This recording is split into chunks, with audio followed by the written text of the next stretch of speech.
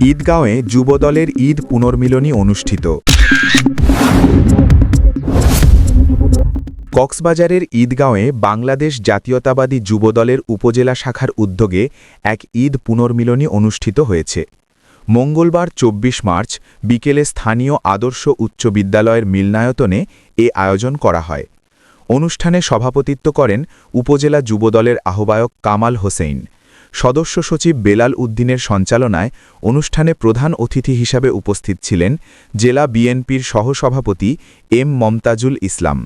বিশেষ অতিথি হিসাবে বক্তব্য দেন উপজেলা বিএনপির সভাপতি আবুল কালাম, সাধারণ সম্পাদক সেলিম মাহমুদ, সাংগঠনিক সম্পাদক আব্দু শুক্কুর, সাবেক সাধারণ সম্পাদক শওকত আলমসহ স্থানীয় নেতৃবৃন্দ।